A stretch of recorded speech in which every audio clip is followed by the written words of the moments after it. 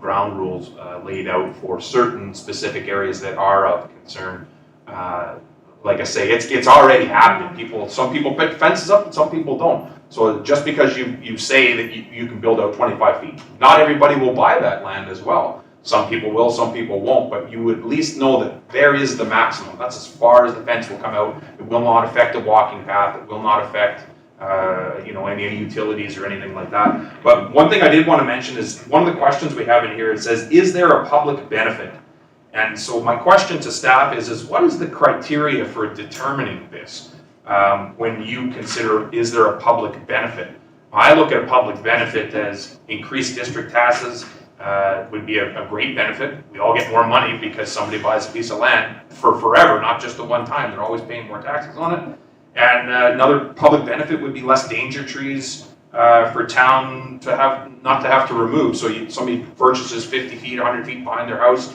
Last fall, I had the guys up falling trees in behind my place. And they said they worked on it for 3 weeks, walking around Tumbler Ridge, knocking down danger trees. I think it was in the Sophie report, $36,000. So to me, is that a benefit for the public that they have to pay less money for people taking this on? I mean, it's negligible. It'd probably be not that much, but I mean, it is a benefit. What are we looking for as the criteria of, is this a public benefit? Good question. Ms. Thompson. Thank you, Mayor Bertrand. So you are correct in is there public benefit? So is it cleaning up an area, Gotcha. to expand, the grass will be cut better, it'll be maintained more. So you are correct, and is there a public benefit to it? Councillor Krukowka. Thank you, Richard.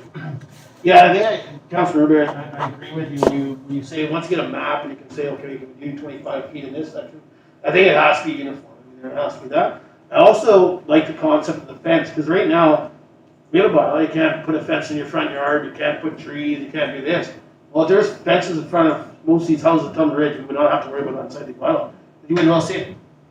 So to me, if somebody, if they're going to buy this extra land, they put up a fence, you're not going to get to see it. You don't get to see what they're storing back there or not storing back there.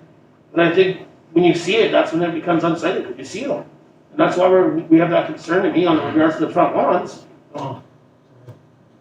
Right on top of that, with Councillor Hallier. That's the concern. That's why I agree with the fences. Right. Councillor Madrinsky. Thank you, Mayor Bertrand. I forget the lady's name that came in as a delegation. When she explained why she wanted to do it, she did it very well.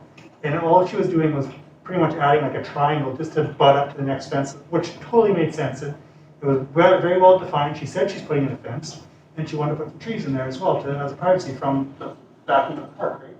And that's what I liked her explanation of it, and she said she's putting in the fence and just cleaning up the lines, and it looked correct in that instance, right? So, I think that if everybody kind of follows that kind of idea, and of course, if she expands that much, her value of her land is going to go up.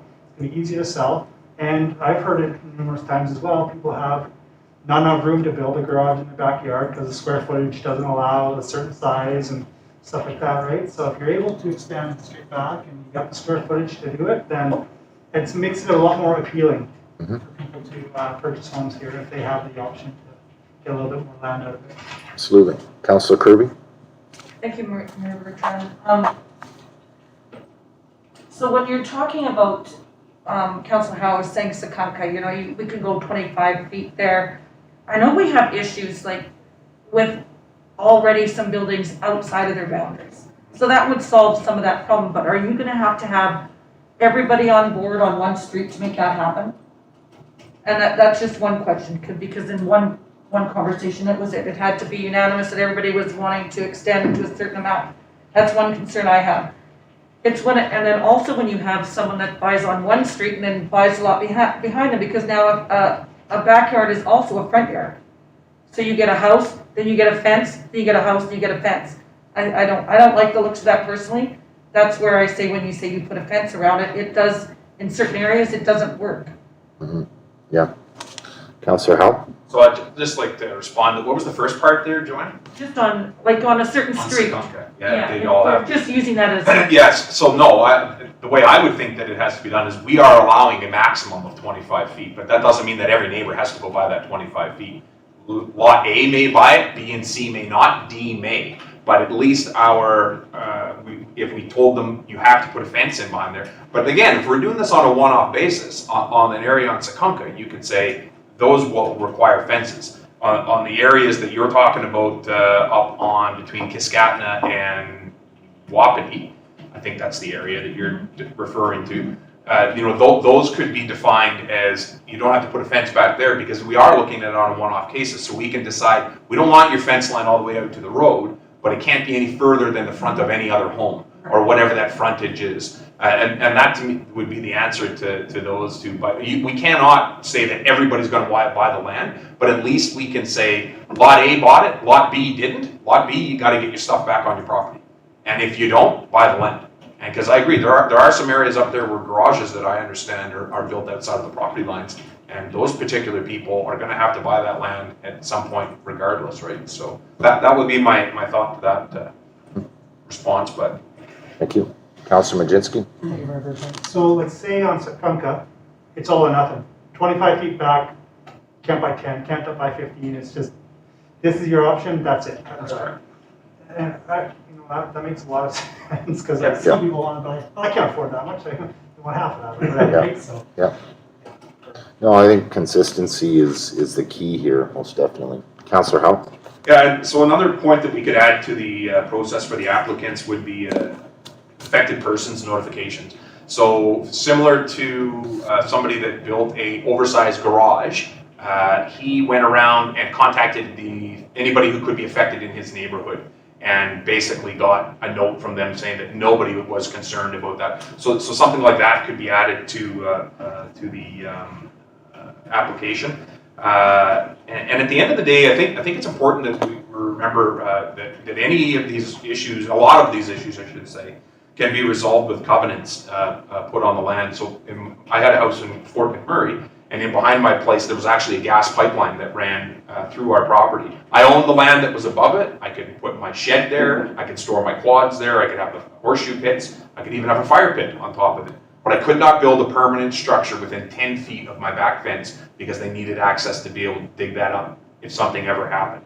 So that covenant was in place when I purchased the land. It gets purchased, it goes down to the next person and that is dealt with by something different than even our municipality in those covenants. Your lawyer deals with that when you're trading the house back and forth, and if you infringe on it, they can tear up whatever you put on there because you're outside of your building covenant. So that's something for us to remember too, because there are places like that will have, I don't know, there's going to be some type of a right of way or a bear walk or something up there that, or an ATV trail even, that's not a designated ATV trail. We may want to have discussions around that to say, you can build up to that ATV trail but not past it, even though it's not a registered trail, but you're still affecting the other residences, right? So that to me is an important part of the resolution. Also, the last thing I wanted to point out was I just received an email from somebody, a family that I know personally, that want to move back to Tumbler Ridge.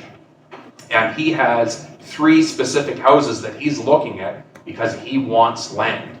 And one of the houses I think he's looking at abuts to district land. And he wants to know, if I move in, can I buy this land? And his wife is an early childhood educator, I think she is, and they have 2 children, and this guy works in the oil patch. He's not affected by the cycle of the mines. This is a family that's moving here that want to raise their kids here, the type of people that we want to get into our community, and we got to be able to offer these options, right? And I love the fact that we have the one-off option. I know it's going to be a lot of work for our staff to get going on this, to get something in front of council. But those are the types of people that are out there that want to move here. And I think it's important that we keep this going and make this a high priority to try to get resolved so we can get different lot options for people in Tumbler Ridge. Okay. Any other comments? I think, Ms. Thompson, I think this idea of the map is going to be very important. So I'm wondering if staff could possibly put together a draft, or do you need a motion to move forward? Ms. Thompson? Thank you, Mayor Bertrand. So at this point, staff can put a basic map together. It's a little bit more than saying 25 feet. We could bring a basic map, but I don't know how, without an expert's help like with a planner or, an engineer to be able to say, 30 feet would make sense.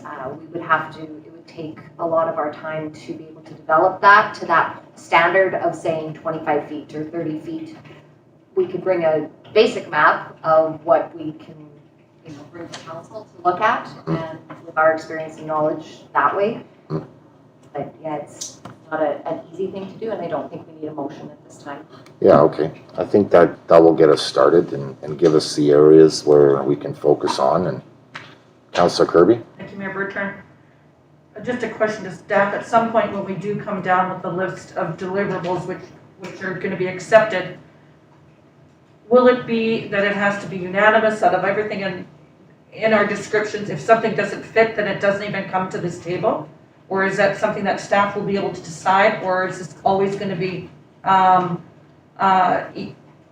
to for a council decision? Ms. Thompson? Thank you, Member Bertrand, through council. It will be something that will come back to council at all times. We would be able to say that it fit this criteria, it didn't fit this criteria.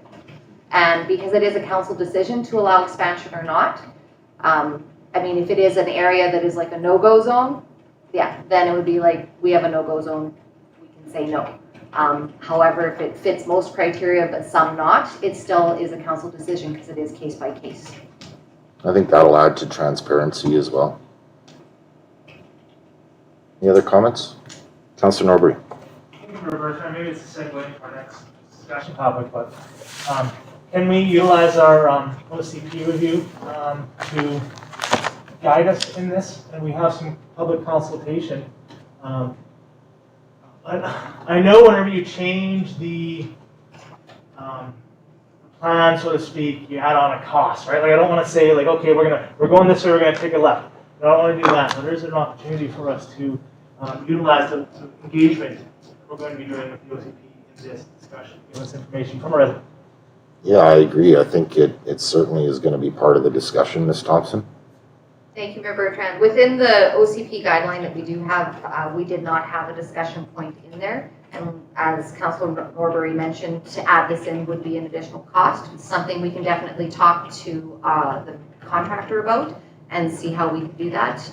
I know they are, with COVID, we're trying to figure out how we can do our consultations, whether or not they'd be virtual or live right now, and that would be sometime later this summer. So that would delay this discussion into like late summer. So just as a timeline, that would push us off until July, August for that discussion for public consultation. Okay, thank you. Councillor Howe? There might be certain ones that you would say, yeah, I'm ready to make a decision on that particular property because of the properties that are around you. But I certainly think that there will be circumstances similar to the lady that came in, Ms. Carlstrom. We look at that as a good example. We can all look at that right off the get-go. From our perspective, we didn't see anything, I don't think anyways. And then staff has the opportunity to say, you know what, this is one of those ones on the one-off basis that what they've asked for here is not out of the ordinary. Now, if somebody comes in on Sekunka and they say they want to build down to Mackenzie, then we say, yeah, no, we're not ready to do that yet. So that is the beauty of doing it on a one-off cases. We don't have to have the OCP totally finished off to do it, right? So. Councillor Norbury? Thank you, Mayor Bertrand. And the reason why I bring it up is that it'd be good to hear from the residents themselves about how, because this is going to be affecting their green spaces, right? When we talk about Sekunka, we talk about Wolverine, those places. Like, what if we have a bunch of people that their kids play back there, every single day? I don't see a potential issue. I just like the idea of getting public input as well, right? And I don't think it should stop us from making these one-off choices. But when we're looking at policy in the future, we're having a good policy discussion. More information, I think, is always good because I'm only hearing from the people that want this. Is there anybody out there that has a good reason why we should be thinking about this in a different way? And that's what I'm hoping to get out of it, but not if it's a big expense, right? People still have the opportunity to come speak to us, right? For sure. Councillor Howe? One point you make there about that area and green space, I know the largest complaint that I ever heard in my first term was when we logged that area to remove the pine beetle and open that wide open, and then you can see the backs of everybody's houses. It's since just about grown up, like it's coming, but there was major concern when we went in and plowed all those trees down because the pine beetle and fire hazards and whatever else was in there. But again, those types of covenants can be put in place and restrictions can be put in place by council. You can even go so far as to say if your fence is up there, we expect that there's 3 trees in your backyard to cover your fence line, or there's all kinds of opportunities that we have there to make sure that we don't do something that is not aesthetically pleasing, right? Yeah, absolutely. Any other comments? Okay, good discussion, thank you. Moving on to 7.3, official community plan consultation process. Report dated May 10th, 2021 from the Director of Corporate Services regarding official community plan consultation process. Ms. Thompson, did you want to introduce us to this a bit, please? Thank you, Mayor Bertrand. I will actually pass this to Ms. Torhill. She is the one that is leading this project. So, Thank you. Ms. Torhill. Thank you, Mayor and Council. So we started the OCP review and update, which according to the previous conversation is kind of due now. And so there are certain things according to the Local Government Act that we must follow. And one of those is bringing to council for council to approve who we're going to reach out to consult with, to invite consultation from. So we have a list of some of the ones in here that's covered by the more general ones that are covered by the Local Government Act. And then we have some that we're recommending that engagement take place with following organizations, like I set out below, which is the general public, Peace River Regional District Board, West Moberly, McLeod Lake, and Soto First Nations, as they are adjacent to the official community plan area, and that is laid out in the Local Government Act, that the lands that's adjacent to the area of the OCP consultation must be invited to those as well. The School Board of School District 59, Peace River South, provincial agencies, which would include Ministry of Transportation and Infrastructure, Ministry of Environment and Climate Change Strategy, and Northern Health. Additional organizations not named may be consulted as is necessary and could include stakeholders such as the youth. And this was interested in speaking with the consultant the other day. They were saying that they go into the high school, if we're okay with that, and most places will do that, they'll go into the high school, into the senior grades there, and they will ask them for their input into what they would like to see for their community. So I thought that was interesting, really neat. So this would, in our case, this would be the TR secondary school students, Health Needs Task Force, Building Healthy Communities Committee, Forever Young Society, Tumbler Ridge Lions Club, various industry affected in Tumbler Ridge, Chamber of Commerce, and etc. So those organizations, as we get rolling here. Okay, thank you. So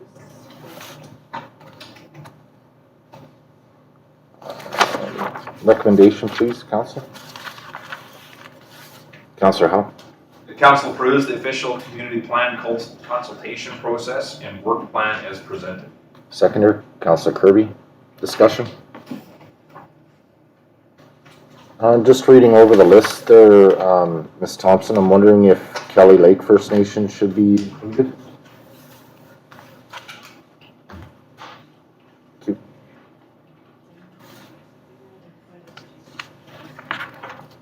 Thank you, Mayor Bertrand. So Kelly Lake is not adjacent to the district, so they haven't been included, but if council would wish to include them, they can. Okay. Yeah, I just curious. I wasn't sure the criteria there. Any comments, questions, Council? Councillor Majinski? Thank you, Mayor Bertrand. I actually like the idea of involving our secondary school. I think we should give them a bit more leeway though as well, so that they can just think of something, not just on the fly after school or during a semester. give them a lot more time to think about it and say what they would like to see in the future. Maybe it'll retain them if they continue to work here instead of going to college and moving elsewhere and thinking that the grass is greener somewhere else. If they can have them stay here and would make them want to raise a family here, just to give them a little bit more of that. And I think that's very important to have the youngsters involved in their community. I completely agree. Good opportunity. Yeah. No, I think that should be a priority to include the school, in my opinion. Is there any organizations that might have overlooked council can recognize? Councillor Norbury? For taking suggestions, I think the parent advisory committee would also be really good. Ties in, they're sort of like the mortar between the bricks of the schools and the school district, right? So they might have the information as well. I think staff has put et cetera in there. I think if anyone's a big mover in our community that's developing for us, wouldn't be a bad idea just to give them a quick, by the way, funnel the members towards this. Yeah. Okay, any other comments? Okay, moving on to 7.4, strategic priorities chart update. Councillor, There's a motion on the floor. oh, I'm sorry. Vote on it. My apologies, yes. Thought it was just for discussion, that's right. Sorry, all in favor? Opposed? Carried, thank you. My apologies. 7.4, strategic priorities chart update. Councillor Norbury, For discussion. seconder. Councillor Kirkowka, all in favor? Opposed? Carried, thank you. Councillor Norbury? Thank you, Mayor Bertrand. I didn't really have a whole lot to add. The first one I'd like to throw out there is under our advocacy and partnerships. I know we've already been discussing it, but I think we should talk about adding an advocacy for our RCMP detachment. In what regards? Recruitment. Okay.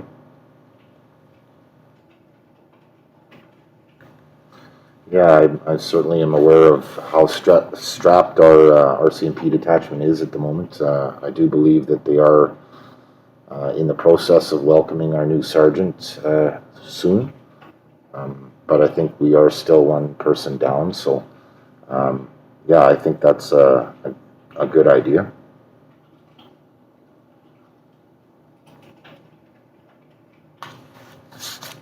I think during our budget process, I think we've gotten away from our strategic priorities chart here, and I think today was a good idea, good opportunity to really overview it again and see where we're at and possibly make priorities if possible. Councillor Howe? Looking for where we are with the investment review. I don't see it in finance strategic priorities for the capital special projects. So where are we with investment review? Ms. Thompson? Thank you, Mayor Bertrand. After our last discussion, the letters are being sent to investment, and that will actually show up on our follow-up action list, which is outside of the strategic priorities chart and the capital that was in here. So, yeah, I don't believe we had ever had it added to the strategic priorities chart. It was just one of those extra items that staff had. Action items? Yeah. Yes. Councillor Norbury? Thank you, Mayor Bertrand. The only other one that I had, not the only one, one of them, I don't want to put the chief or anybody on notice or anything, but I'm kind of curious to the fire hall. I understand we're putting it on hold. We do have some other important things that are blowing the chief away, which I understand is very important, but I am concerned of the building over there. Can we get like an update on its everything hunky-dory over there? Like, do we need to expedite this? Because I know I've been concerned about The condition, yeah. Ms. Thompson? Thank you, Mayor Bertrand, for council. So I'll pass this to Chief Curry in a second here, but we do realize that the fire service master plan has to be completed before we move on to that, so I will pass it to Chief Curry to explain it in more detail. Curry? Thanks, Thompson. Worship Council, so Ms. Thompson is correct, we put the fire hall project on hold until the results of the fire services master plan are presented to council in September.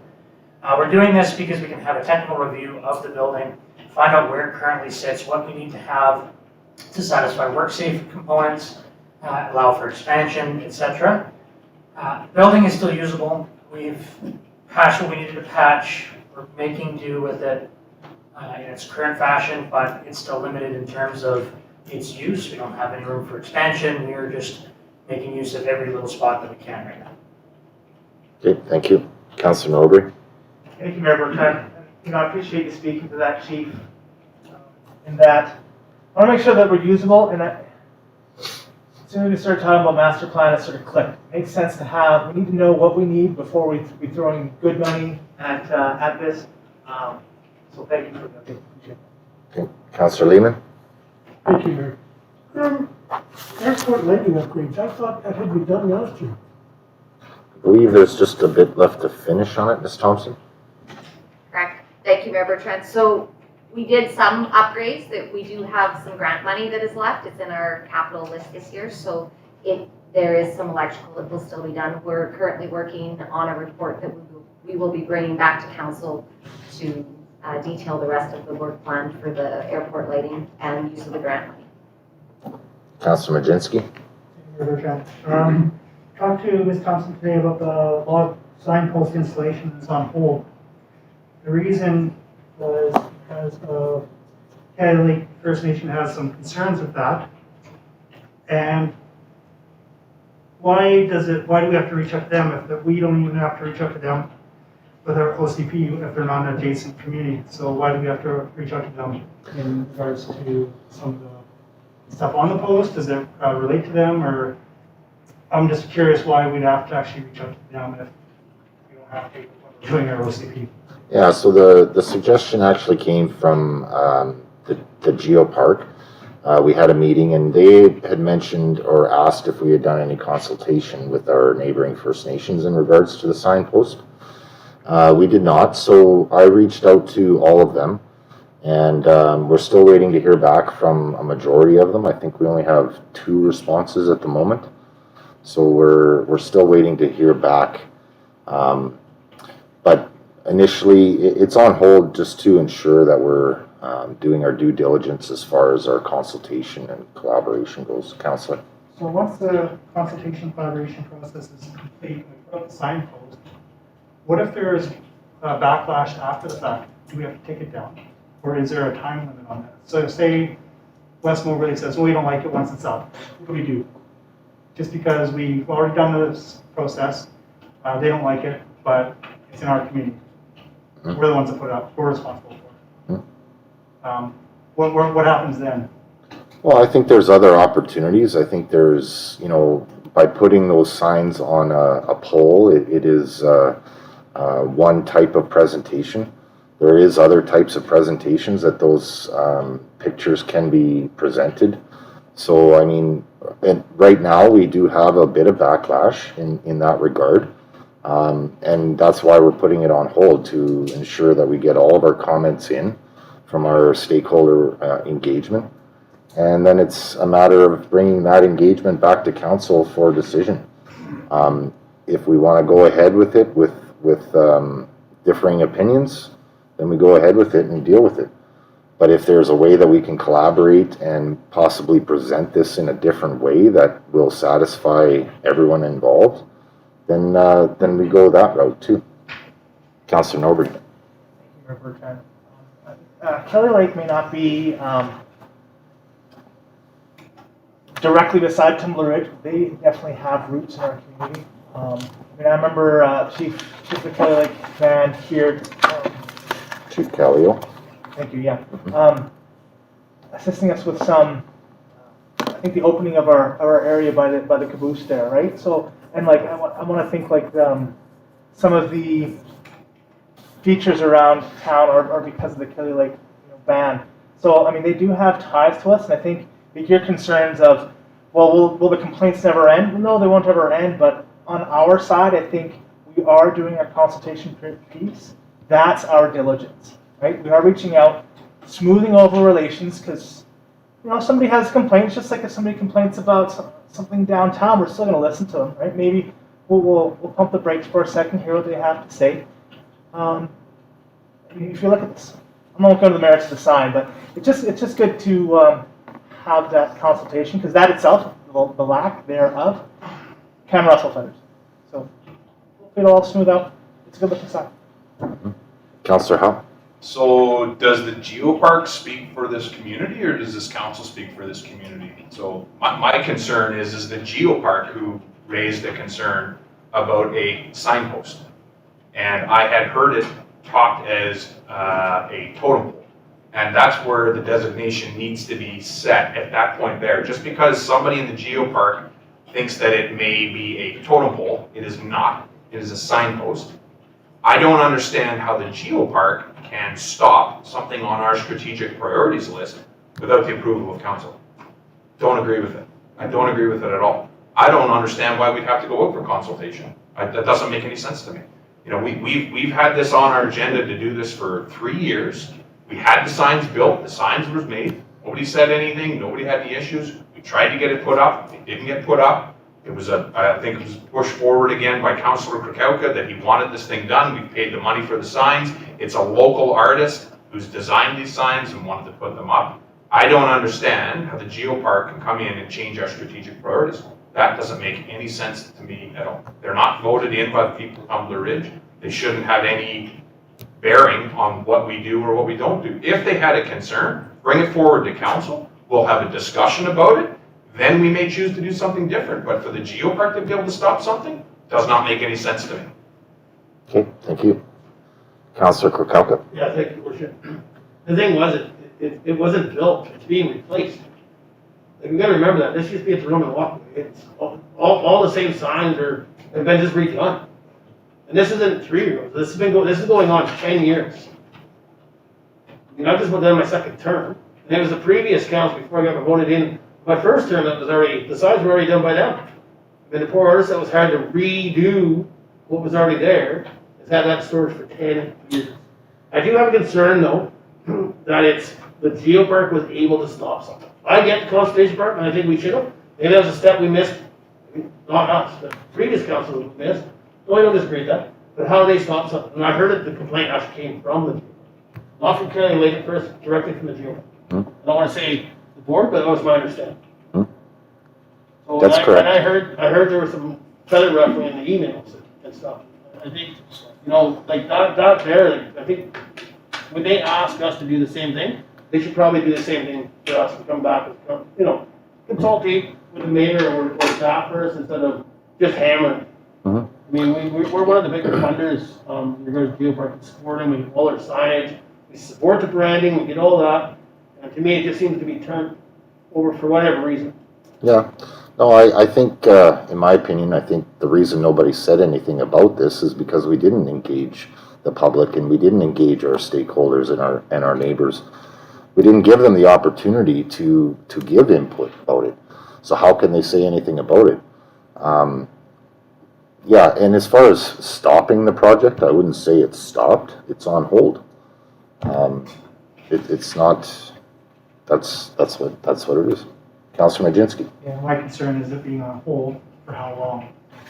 It was supposed to be done this year. It should be done this year. I don't think it should go another winter in storage. I think it should be done this year. It's slated for it in the spring, early spring. It should be done this year. Consultation process should be done now. It should be moving forward. Okay, thank you. Councillor Howe. And so where does it end? Where do we get to the point where anything that we do as a council that we need to go get approval of, who? We need to get approval from the geopark before we can do something. We need to go to Kelly Lake. We need to go to Soto, Westmo, Chetwynd, Taylor, Fort St. John. Why? This is our community. This is what we decided to do. We put it on as a strategic priority. We've already paid the money. We've put it forward. Finish the project off. I think we should have a vote on it tonight. And either we're moving ahead or we continue it on hold. See what council thinks. Councillor Kirkowka. I'm just wondering, your worship, like, who are we waiting to hear back from? Or do you want to list them on here? Yeah, Ms. Thompson. Thank you, Member Tran. So I have reached out actually today and by email to West Moberly and Soto, and I spoke with McLeod Lake. So we had a deadline on responses, and I hadn't heard from anybody, so I had reached out today and to see if there are any concerns. So I'm hoping to move it forward and bring the concerns back to council in the near future. Thank you. Councillor Norbury. Thank you, Member Trent, and I mean, exactly what should be done, I think, staff taking this, paused it, deadline, okay, nothing relevant, let's keep going, right, because, Councillor Howe. So by us reaching out, does that not make this a First Nation issue? Is that what we've done here? The Geopark brings something up and then we decide to make it a First Nation issue by reaching out to the First Nations? Is that what we've done? No. How is this a First Nation issue? Explain that to me, why we need to reach out to the First Nation partners. This is a signpost, a directional signpost, telling people how to get to the attractions that are in our area that a local Tumbler Ridge woman painted and created for us. How did this become a First Nation issue? The complaint came from the Geoparks Indigenous Advisory Council, So that was a board decision from the Geopark?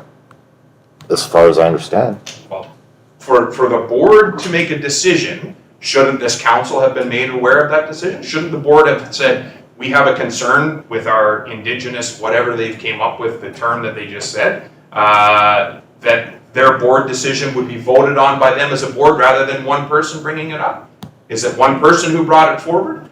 Where's the background to this, that our council was stopped in its tracks on something that has nothing to do with First Nations? The concern that came forward of zero engagement and zero stakeholder relation engagement.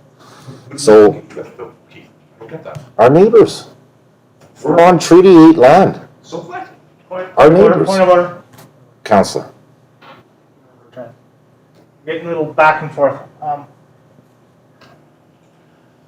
Some of the terminology is what's causing it. As soon as you use a term, in my opinion, as soon as you say totem pole, you are talking about something that could be culturally sensitive. And even though some people may have the opinion that this may be or may not be, it still, I think, gives us the due diligence that we should make sure that people are brought into the loop, as we want to be culturally sensitive to all persons. I agree. Councillor Kirkowka. Yeah, and, like I said, maybe the miss from the previous council when they first started this process of taking down the old ones and having them redone the same way that they were there the first time. They're exactly the same, pretty much the same signs, just different location. I don't disagree that we should reach out. And I think we should reach out more often than we do on certain things. It's no different than including or inviting the right individuals to our community to speak on behalf of the nations. Sometimes we use the wrong individuals, or maybe not invite all the individuals to be able to partake. And I think that, we're trying to move forward with TLE and show, and to me, they're showing good faith on that side. I think this does go back. It is a thing that I wanted to see done. It wasn't because I just want to see the signpost up, but I mean, there's a lot of money that went into that, a lot of hard work. And yeah, I mean, I'd like to see an end come to it. And, we're having a tough timeline put on it by the nations that we reached out to. I mean, some of these nations will not reach back to you if they have no concern. That is the problem with that, right? Some, they're fairly busy too. We all know that, even from our side. But sometimes they don't reply back because they don't have concern with it. We have West Mo individuals that live in our community that talk about the signposts that used to be downtown. And I've told them where it's going. They're quite excited. That's members. That is not, obviously, their elected board. But that's some of their members from West Mo that I talk to. So maybe that's why we're not getting replies, is what I'm saying. So I just hope that if we have a timeline to it, we just stick to it, because you might not hear back from them. Yeah, no, I agree, and I think that's why Ms. Thompson reached out today. Councillor Lehman. Thank you, Mayor.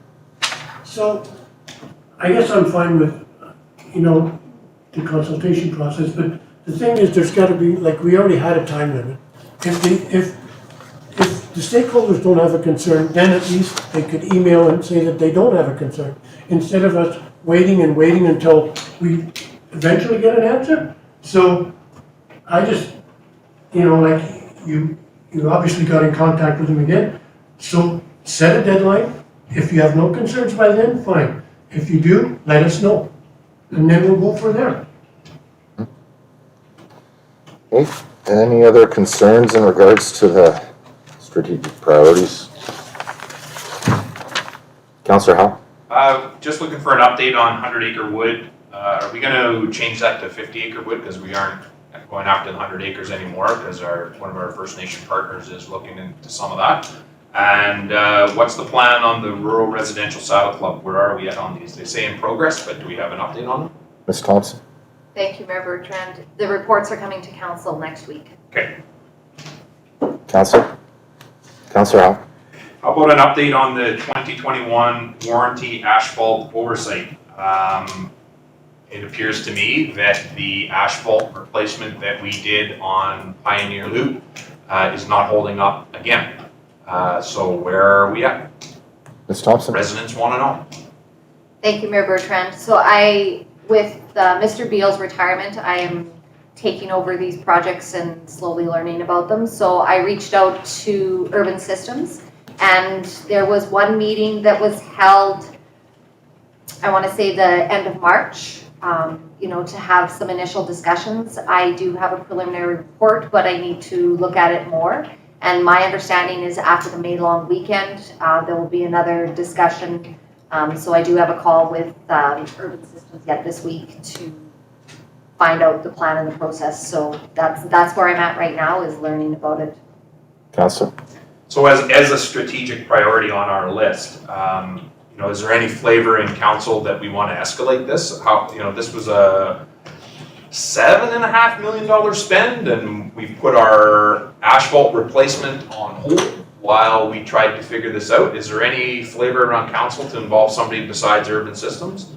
Perhaps a professional consultant to come in to help us look at what we can do with this to alleviate some of the burden on our CAO. To me, this is a big issue for me. This is a huge spend that we had, and it didn't turn out good again. And I'd like to say a lot more stuff, but there's a lot of stuff in here that I think that we are not allowed to talk about at this point. But residents are concerned. They've brought it back to me, and it's becoming a bit of a laughing joke in Tumbler Ridge that our asphalt continuously falls apart whenever we do it. So why would we continue to do it? So is there any flavor around council? Is this as important to the rest of council? Absolutely, of course. Councillor Lehman?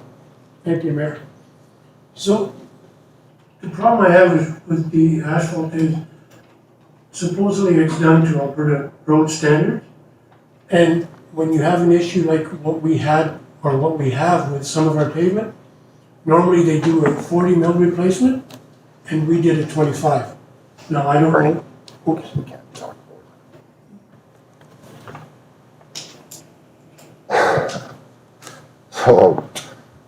it. There is still some enclosed, so. Never mind. Okay. Councillor Norwood? Thank you, Mayor Bertrand. Is there a particular reason why we're continuing with the... Oh, now I'm all concerned when I keep talking a legal discussion about the asphalt. Absolutely, I am not a... It's plain to anybody. You can see the road is deteriorating. This isn't even close to my wheelhouse, and you can look at the pavement. You can see that it's bad. Whatever we got to do to get that resolved, I am in support of. But I don't think we need to be adding too many cooks to the kitchen on this. You can delay the fix if we start bringing in too many people. I want to get this resolved efficiently and quickly. I'd like the staff have the reins on this one. Ms. Thompson, Urban Systems, I believe Chad is our consultant at the moment. I mean, he does have the history, he does have the background of this, he does have the experience with it, he knows what our issues are. I'm not too comfortable going outside for another one. I think he's quite capable of addressing the issues and hopefully getting them replaced as well. Councillor Krakauka. Thank you. I'd like to ask staff. I know I've talked to Ms. Thompson a couple times, and I'll be honest, I just openly, I guess probably should say that first, that I'm no longer in a conflict. I used to excuse myself to all conversations in regards to Asphalt. I'm no longer in a conflict in discussion I've had with admin staff at the district of Tunbridge as being a business owner in Tunbridge. So my quiet comment would be back to Ms. Thompson. I've had a discussion in regards to Asphalt, and there was talk that maybe she did need extra help. So I think it'd be nice to hear from her. I mean, Councillor High, I totally agree with you, but I'd like to hear from Ms. Thompson. If she says yes, it's a no-brainer. Absolutely. We're saying rely on urban systems, but if she says, hey, listen, we actually need somebody specific, let her hire her. Absolutely, Ms. Thompson, we certainly rely on your advice in that sense, so please. Thank you, Mayor Bertrand. So at this point, I do have a call with Urban Systems this week. I do have some concerns, with information and my knowledge as well. So I would like to speak with Urban Systems before I do bring another request to council to say yes, but there may be a point where I would like to bring in maybe not an engineer, but with an industry professional that it has the expertise when it comes to asphalt. So that is something. I do have a call this week. So yeah, I do apologize. I am a little bit delayed with the current workload, but it is something I am very cognizant of, especially with the pavement. Okay, thank you. Councillor Howe? Yeah, and that's exactly what I was getting at. Councillor Norbury makes the statement, not too many cooks in the kitchen. The problem is that we lost our main cook. Mr. Beal's retirement is left a hole, and you already have a lot on your plate. Your current workload is huge, and that's where I'm getting at, is to say this is your opportunity, in front of council during the strategic planning session. If you need help, this is the time to reach out. And to me, it's a really, really, really important issue for me, and I think it is of council. So to me, if you need the money, if this is the time to do it, we should be making that, ramp this thing up on the strategic priorities and get some happening on it and get some resolution. Okay. Any other comments? Councillor Majinski. Thank you, Mayor Bertrand. If we could ask staff to talk a little bit about downtown business co-op or co-work feasibility study and the labor market partnership, where we're at with those and going forward and all that kind of stuff. Sure thing, Ms. Thompson. Thank you, Mayor Bertrand. I'll have Mr. Powell respond to that. Those are his projects. Mr. Powell? Thank you. Just wait, Mike. Thank you, Ms. Thompson. Mayor, Council, good evening. The LMP, first of all, the Labour Market Partnership, I'm having my initial meeting tomorrow to talk about the parameters of that project. So we've got the results of the business walk that we conducted last fall, and using that data, we need to really be honing in on what we want to achieve out of the LMP. Part of it is updating the LMP that was done back in 2016.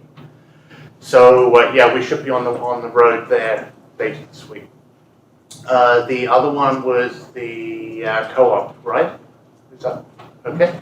So that one I haven't done the work with that yet. I've secured the funding, but I haven't started that process yet. I'm working on a few other projects there, but that should be in the next month I'll get started.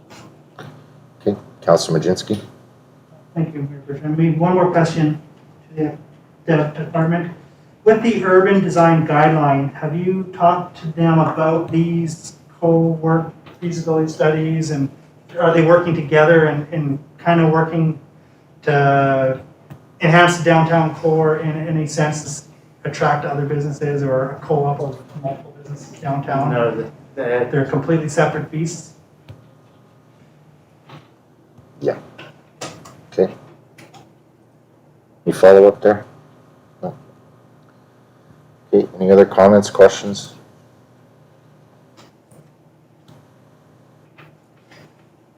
Okay. Moving on to 7.5. HR1 Code of Conduct. Report dated May 10th, 2021 from the HR Coordinator, Confidential Secretary regarding the policy HR1 Code of Conduct. I'd like to move that the District of Tumbler Ridge rescind Employee Code of Conduct Policy PERS 19 and approve the Code of Conduct Policy HR1. Seconder? Councillor Lehman, discussion?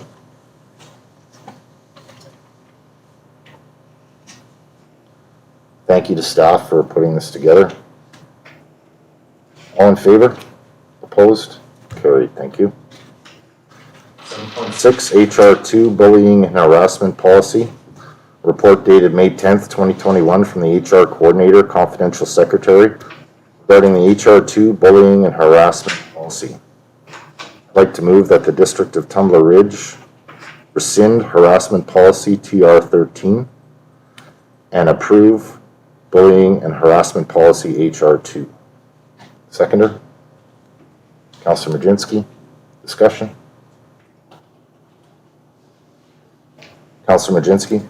I'd just like to point out that they're changing the policy headings, which is instead of just everything under TR, so then you know what department they're under, which is kind of nice to see, you know, who's putting in the work behind, so HR department now, so it's kind of not just TR and then a number. It's kind of streamlined a bit better, and hopefully we'll have a better catalog of all the different policies. Absolutely. It's great. Absolutely. Any other comments? All in favor? Opposed? Carried, thank you. 7.7, Revised Sale of Advertising Policy, Admin 21. Report dated May 10th, 2021 from the Recreation Service Manager with the Revised Sale of Advertising Policy, Admin 21. Recommendation, please. Councillor Howell. Council adopt the amended sale of advertising policy in Bin 21. Seconder. Councillor Kirby, discussion. Thank you to staff for bringing this forward. I think this makes a lot of sense and hopefully streamlines as well. All in favor? Opposed? Carried, thank you. And discussion items. 8.1, Councillor Portfolio Review. Discussion brought forward from the April 12th, 2021 Policies and Priorities Committee meeting. I'll move for discussion. Seconder, Councillor Majinski, all in favor? Opposed? Carried, thank you. Just reading over the minutes from last meeting. Councillor Kirby, you wanted to step down from the RMBA. Is that correct still? Councillor Kirby? No, thank you, Mayor Bertrand. I do seem to have Thursdays very busy, and when one meeting gets moved to the next week, then I could have 3 in at one time. But through that discussion, I think after the pump track gets up and running, there won't be a need for a liaison. So I could remain there. I've talked to the group that if I miss one meeting, et cetera, I can be filled in. So I'm fine with staying, but if somebody else would like to step in, I'm okay with that. Okay. I did read Councillor Lehman and Councillor Kirkhalka were willing to step in. Are either of you still? Councillor Lehman? Yeah, I'm fine. I'm also fine if Councilor Kirby decides to wait until the pump back is finished, so whatever she decides, I'm fine with. Councillor Kirby? Maybe we could put Councillor Lehman as alternate for me on that, and then that way it solves issues that someone could be attending if I'm not available. Absolutely. Okay, thank you. Thank you. Councillor Kirkhalka? Yeah, thank you. And I don't think it's somewhere that we should get rid of our liaison with the Tumblers Non-Bike Association, as long as they're willing to have us. I think there's gonna be, you know, just because it's the pump track, it's gonna be local, it's gonna be ours once it's built. There is other things that they're gonna need assistance with and some push, and that's gonna be when they start their uphills and their downhill trailway. And I believe that council can swing a bigger hammer. No, I mean, I know they still have got temperature up there and stuff like that. I think that needs to be a big push from this council to assist them. And I think by having that liaison, you know, updates in council's business or wherever when they're having an issue that we can support. I agree. I think it's gonna be a very important factor moving forward. Councillor? Yeah, and I think we should also have a discussion, maybe not tonight, but about the jump park that was built by a previous employee here that has zero upkeep and is a hazard.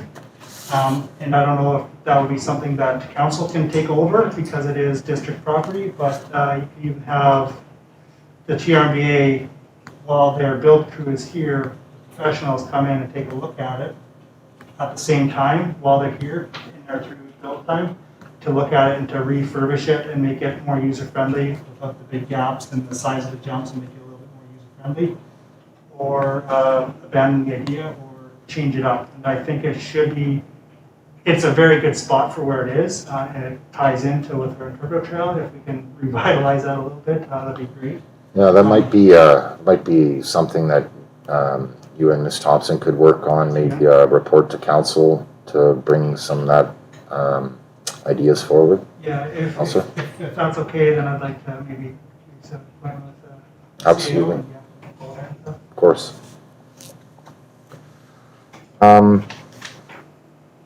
Just looking at the list here,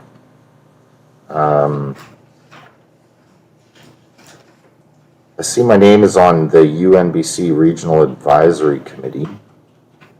I'm not 100% sure what that is, so I think we can scratch that one at the moment.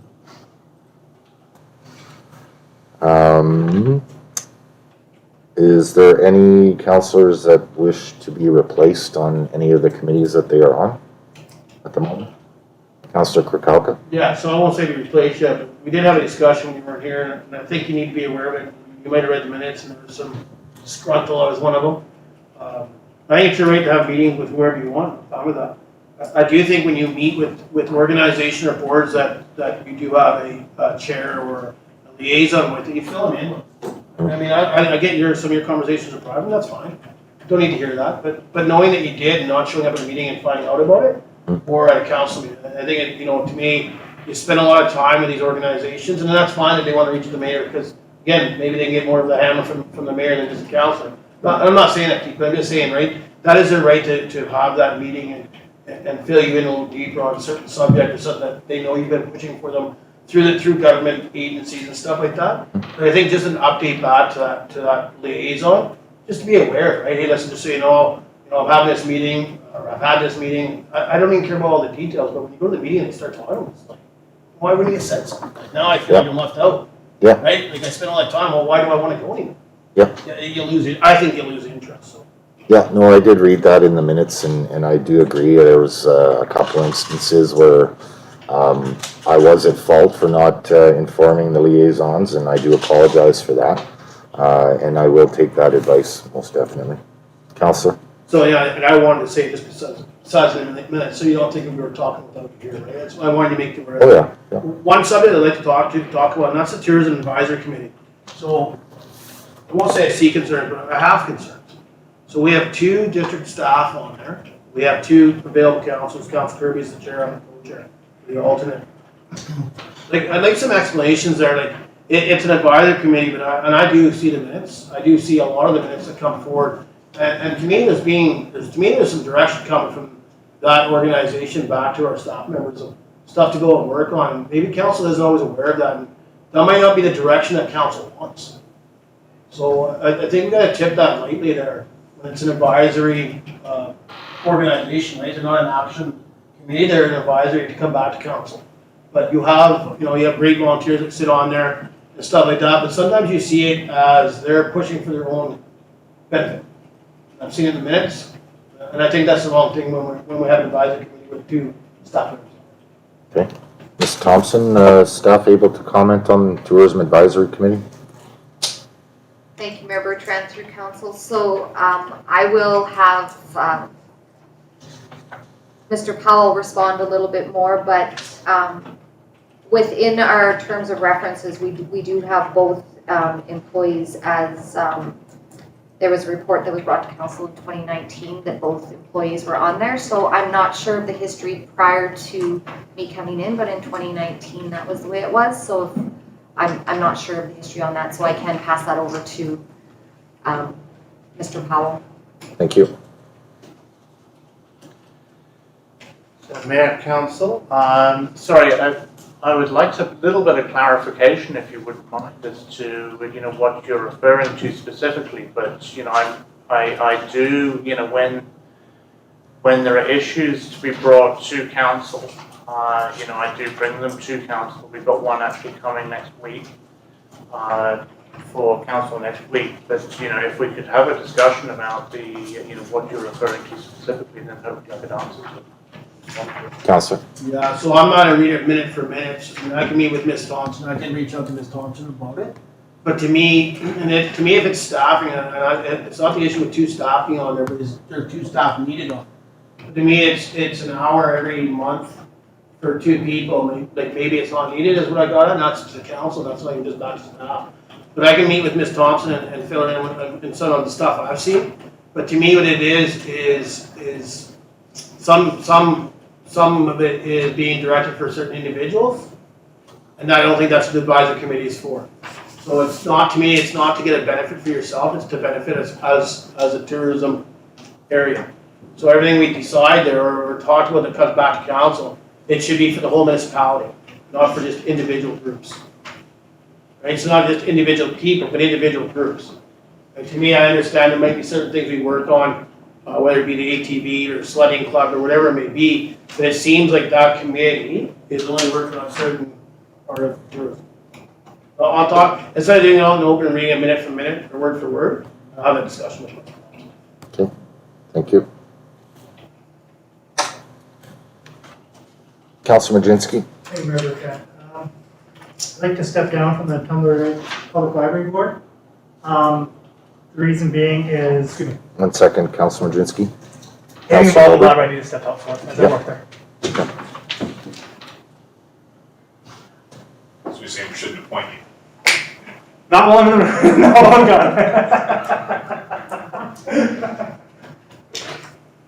gone. Good point. Councilor Majinski. This is a tough one because I sit on the board and I have to advocate for them. And even though there's lots of questions that need to be answered, they don't get answered by me or by the board, so they've got to come in as delegations over and over again. And it always seems to be a constant fight, and I don't feel comfortable having to argue facts that I don't think see fit, but there also is reasoning to be on there because of the BC Public Libraries Act. So there has to be two appointees on it, not just myself alone.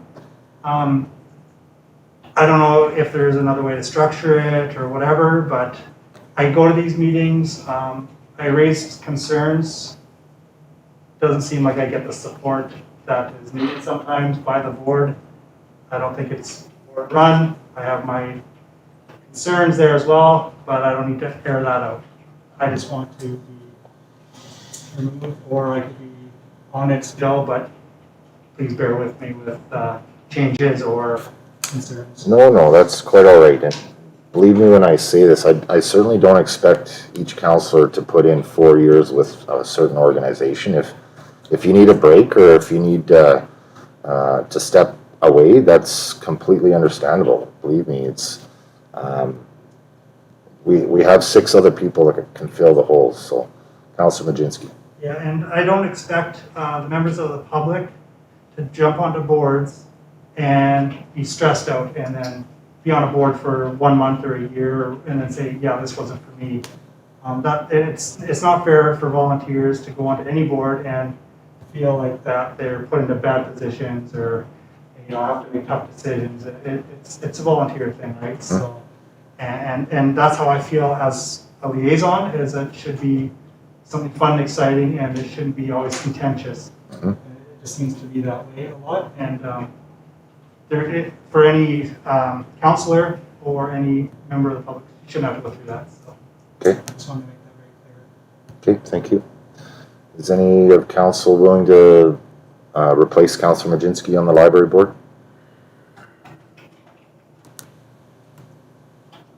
Okay, I will replace Councillor Majinski. Thank you.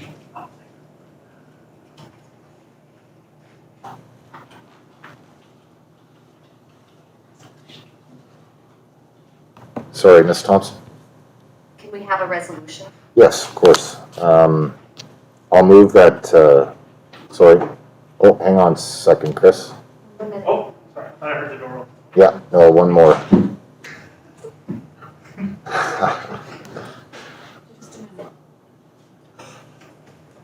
So I'll move the recommendation that Mayor Bertrand replaces Councillor Majinski on the Public Library Board. Seconder? Councillor Kirby. Discussion? Councillor Majinski? Thank you, Keith, for stepping in for me. Of course. Councillor Kirkowka? Yeah, I don't want to get into it with Councilor Majinski, but maybe we should have a discussion with the president of the library. It just sounds with some of his comments that there's some concern there. I think I've heard from a resident left the board too in regards to some concerns. So maybe it's time to have a meeting. We have a councillor stepping down and it sounds like to me stress. Again, I don't want to read into him or speak for his words, but I heard about a resident's left. Almost the same, but she had a concern, the way that it was ran and treated. So, you know, I think maybe it's time. I mean, we're funding them at a lot of cash. And I get we don't run it, but maybe there should be that discussion. And it's, to me, it's pretty bad when we have people jumping off the board. When you're trying to get, they always say they're trying to get board members, we got people jumping the ship. Yep. Yeah, no, I certainly am planning to have that discussion. Thank you. All in favor? Opposed? Carried. Thank you. Are there any other changes or additions? Oh, yeah.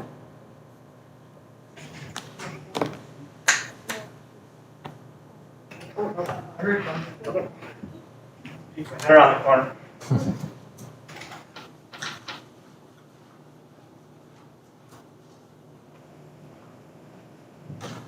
And the only other thing I see here is the Youth Services Society.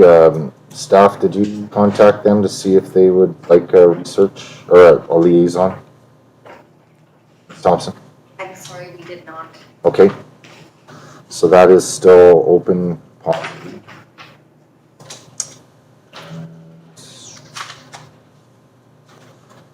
I'm wondering if we need to include the Resource Municipalities Coalition, or I do sit on another committee for the Mining Jobs Task Force. It's the Skills Roadmap Project, the governance committee on that.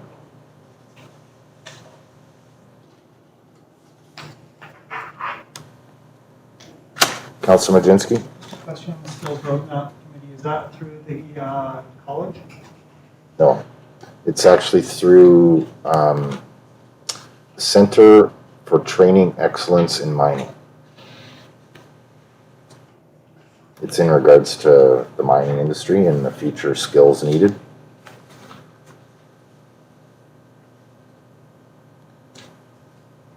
Any other issues here, Council?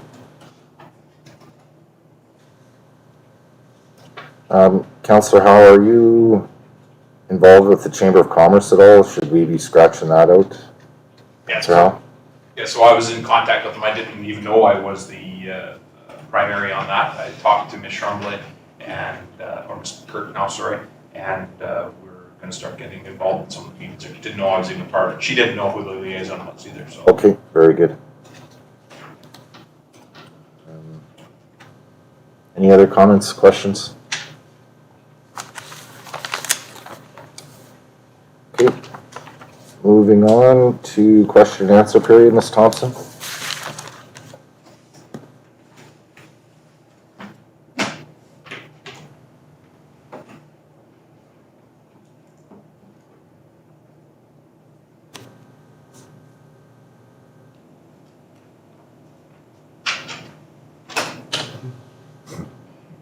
Sorry, just a second.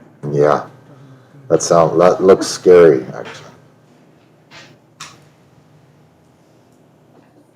Okay.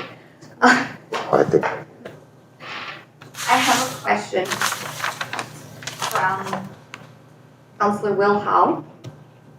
Can we get some clarity on if and how the Geopark board passed a motion to be able to put a council-directed maintenance project on hold without a vote of council? I think I already explained that, Councillor Howe. I don't know, in fact, if there was a board resolution to do that. There was a stakeholder meeting to inform us that we did not do any stakeholder engagement whatsoever in regards to that project.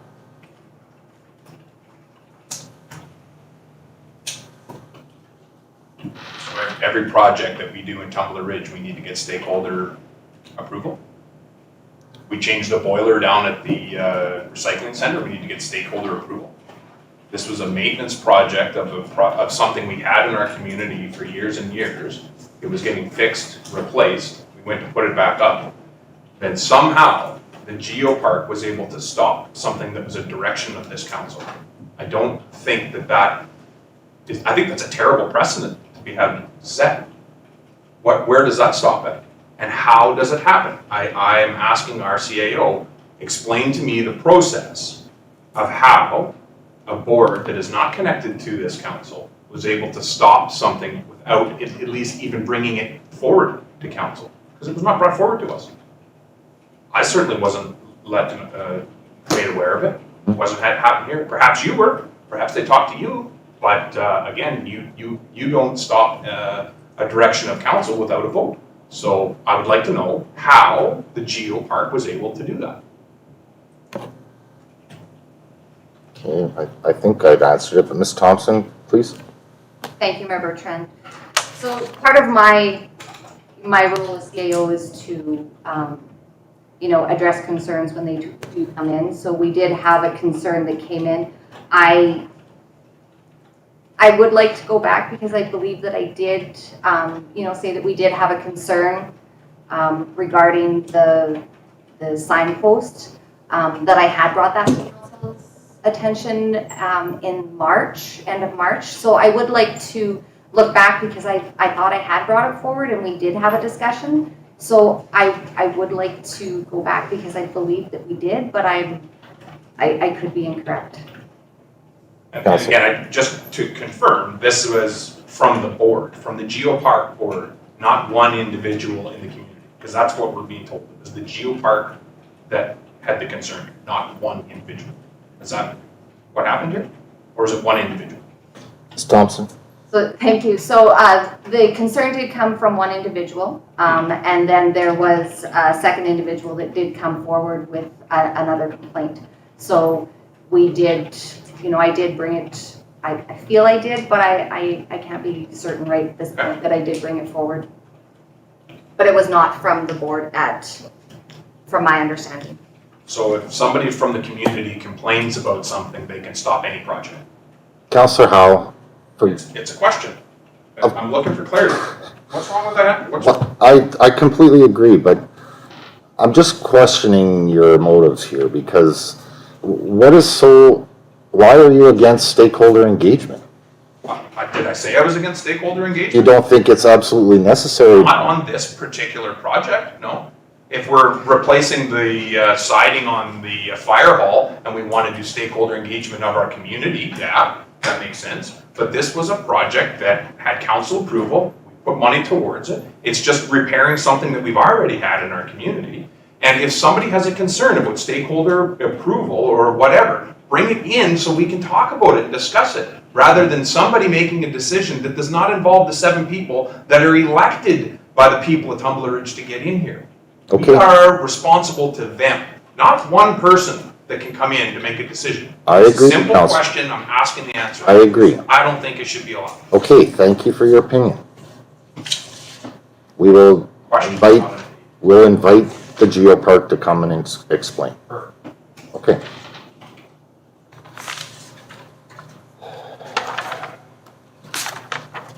Adjournment. Councillor Kirkhope. Got the May 10th, 2021 policy and the prior committee meeting to adjourn. Seconded, Councillor Lehman. All in favor? Opposed? Carried. Thank you.